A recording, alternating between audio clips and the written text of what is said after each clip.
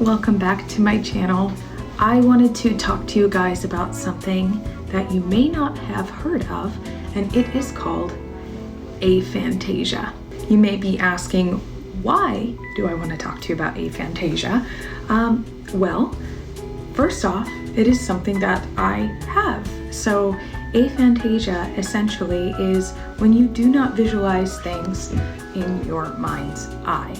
An example of this would be, say somebody asks you to picture an apple. When I say think of a juicy red apple with waxy skin, bright green leaves. Is this apple photorealistic? Is this apple vague and hazy? Does it have color? Or do you see nothing at all? So for people with aphantasia, and there's a spectrum of this, they tend to see nothing at all when they try to willfully call something up into their mind. So here's one of the things that kind of I think is really interesting when you think about aphantasia. How am I an artist? How do I make things? How do I paint? How do I draw? And that's something that has always fascinated me personally.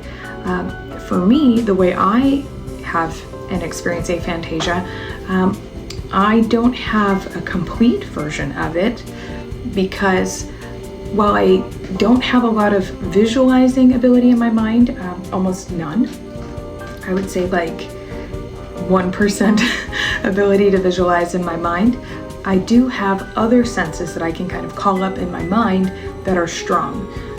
Specifically for me, kinetic movement. So if you imagine, and of course I'm not technically blind, but I imagine it would be similar to how somebody interacts with the world if they didn't see. My eyes are closed and I can feel things. So I feel the shape of somebody's face. When I try to imagine a face, I imagine the outline as if I can feel it, as if I'm drawing it. So I feel motions, I feel sensations if I try to imagine them. So that is my personal experience with aphantasia. I don't really see in my mind. I can barely, sometimes if I'm really lucky, just imagine a solid color and it's there for a half a second. But I wanted to share that with you. Why am I telling you this now? It's fun to just talk about it, but there's an actual reason that I'm sharing this right now.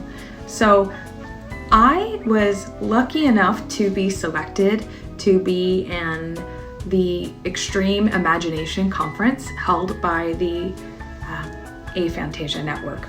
So essentially this conference is featuring many different creatives of different disciplines. I believe there are 25 artists and I was selected to be one of them. Woohoo, yay! So I am really excited to share this news with you. It is a virtual conference.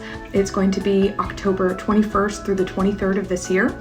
So I would love it for you to attend and come. If you are interested, let me know. And I do have a discount code that is specifically for people who are friends with the artist if they want to come to the exposition.